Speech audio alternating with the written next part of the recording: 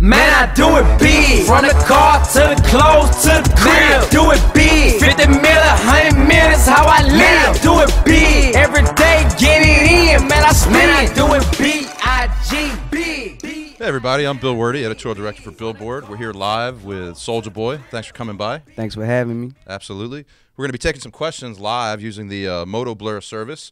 Going to be taking Twitter questions, which can be sent to #BB Live Chat. If you want to get in on the action, send some good questions our way. For those of you that have been hiding under a rock, Soulja Boy broke, I guess, about 3 years ago now with a little song called Crank That kind of changed the whole internet. Yep. Yeah. About how many millions of views did you wind up with on YouTube for people trying to figure out how to do your dance? Like I think the number was around 860 million. Just 860 million. That's all. Yeah. You didn't even crack 1 billion. Nothing. All right. Well, it was a pretty big hit, as many of you know. So I'm going to get to some of our first questions here. I know a lot of fans are curious, most of all, about your new album coming out. You got an album coming out, I think, in July, right? Yeah, July 28. My third album is called Dre, D-R-E. That for all my fans that been rocking with me before the deal, they know that's where everybody called me. And this album is just gonna be an upgrade. I think all my fans, I know all my fans gonna love it, and we're just gonna continue to be successful this year. Now, there's been a lot kind of speculated about, a lot written about in terms of some of the people that you're working with. Yeah. Tell me a little bit about some of the tracks that you've worked with so far. It's not really no confirmed track list that's like floating on the internet or nothing, so people don't really know who's really on the album and who's not on the album. But I've been in the studio and I got songs with a lot of different artists, you know, like Snoop Dogg, Wayne, Gucci Mane, Nicki Minaj, Drake, to Justin Bieber. All of my SODMG artists.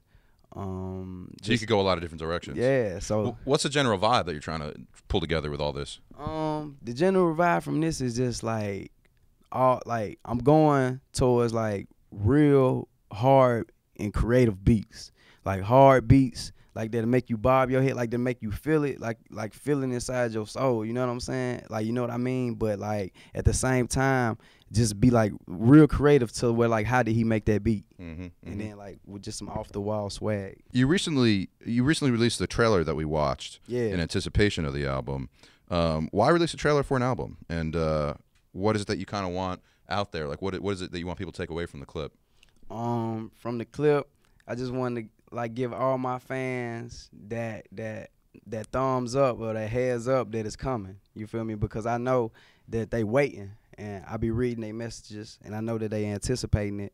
So I just put that out there to say, look, this the official date that my album drop. Get ready, it's coming. It's short but sweet. It's new, you know, hard beat, and just like my updated look, because I know a lot of fans probably ain't seen me. I mean, they probably been seeing me, but like for the ones who, you know what I'm saying, want to see an updated Soulja Boy, that's how I'm looking right now. Nice, nice. You said recently in an interview that your lyrics on this album are at a whole other level. Tell me a little bit about that. Just going into the studio, man, and like I was like, I made millions and millions of dollars off of the music that I made, you know, was lyrical or non-lyrical. But at the end of the day, I still got critics. You know, I still got people that they job is to get paid to you know, review my music and tell the world whether they like it or not.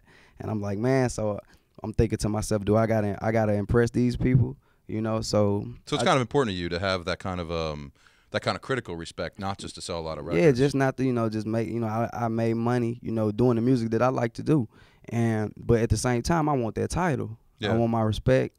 I want the title. I want people to, you know, put me in that category. So it's like I just can't get that by just, you know, not doing that. I got to go in the studio and actually step it up. I got to be careful though, man. There's a reason why you were successful. You know, you connected with a lot of people doing what you were doing. Right. If those critics knew how to make hit songs, they'd be releasing them. Exactly. You know what I'm saying? Exactly. Led Zeppelin, I think, never got any critical respect when they were actually playing. You know, there's all sorts of great stories about them not getting good reviews in Rolling Stone magazine or whatever when their initial albums came out, and these are like some of the most classic albums in rock and roll history now. So you can't, you know, you got to make music for your fans and not the critics at the end of the day. But that's cool. That's cool. Looking forward to hearing some of that.